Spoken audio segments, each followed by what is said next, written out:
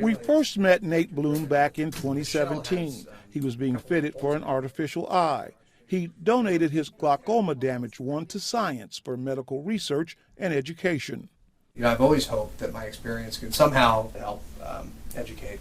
8 years later, Nate continues to educate through comic books he's written, creating his own superheroes. But it's a worldwide adventure. I say it's like Indiana Jones meets Captain Planet.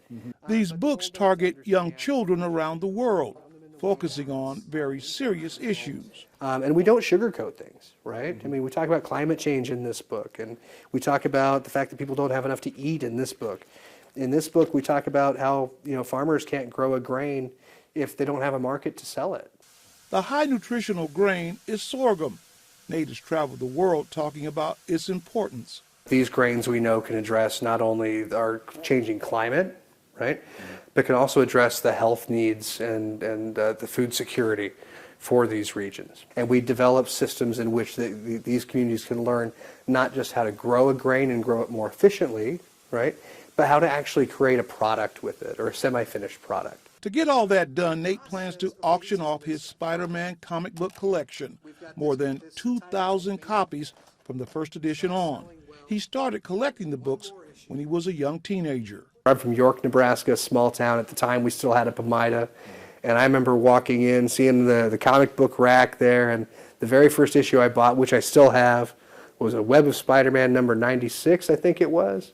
The Hobgoblin holding Spider-Man up, and I was hooked ever since then. Nate placed more than $100,000 worth of comics on this table.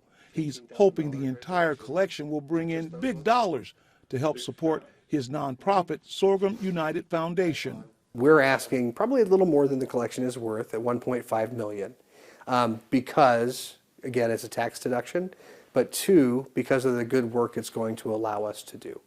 Nate says selling one set of comic books to continue spreading the word of the importance of feeding the hungry through another set of comic books is worth the sacrifice of his Spider-Man collection. How I look at it is, if you are in a position to do something good, you can do something good and still take care of your family, do the things you need to do. But if you are put in that position to do something good, you have a responsibility to do it.